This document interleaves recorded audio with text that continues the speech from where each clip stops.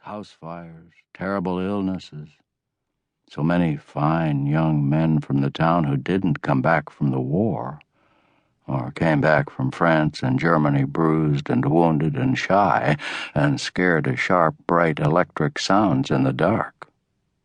And sin, envy and greed and covetousness and pride. There was terrible pride, but no crime, not in this town. Brownsburg, Virginia, 1948.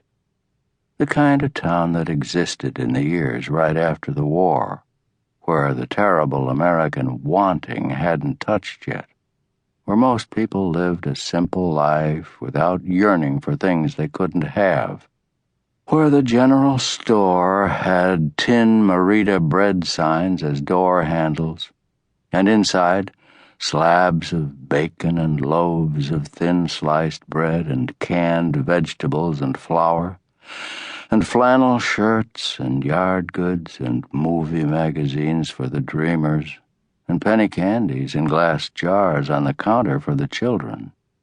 Cokes and brightly colored knee-high pop nestled in a metal box that was filled with ice water, and you got your drink by sliding it out of the metal slots through the icy water.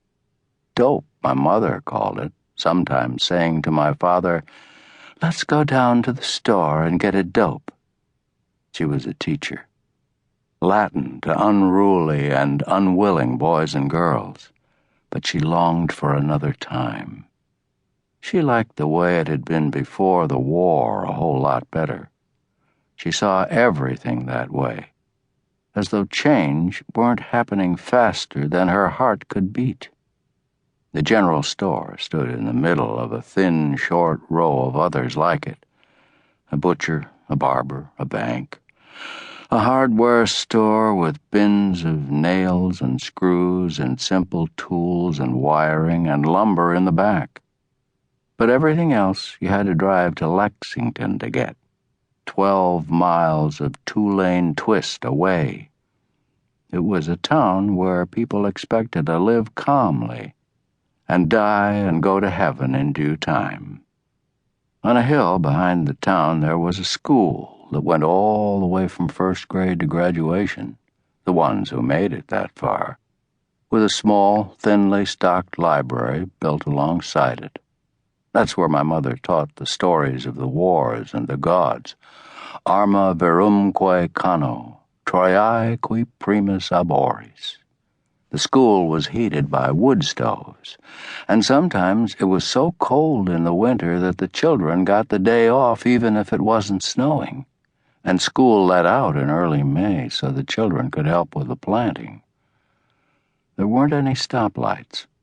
The streets, the few of them that there were straight and smooth and didn't go very far.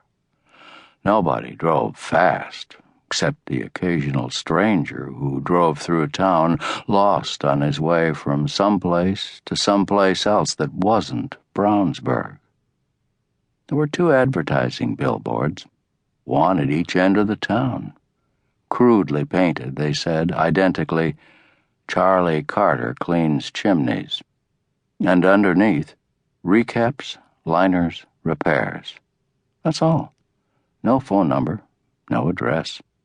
So unless you knew who Charlie was and where he lived, there was no way in hell you were going to get your chimney relined if you needed that. But Charlie Carter lived right behind one of the signs anyway, so the few people who had need of his services didn't have much trouble. The people here then, they believed in God and the book. They believed that the Word was made flesh and dwelt among us, that the Word was truth. No, that it was fact, as it was given to the prophets and the saints. The faith of their fathers passed through them, mother to son, son to daughter and son, until it peopled the towns they made. They hoped for their own salvation, and they feared for their neighbor's perdition. They didn't divorce. There wasn't one divorce in the whole town, never had been. The church preached against it, and custom didn't allow it.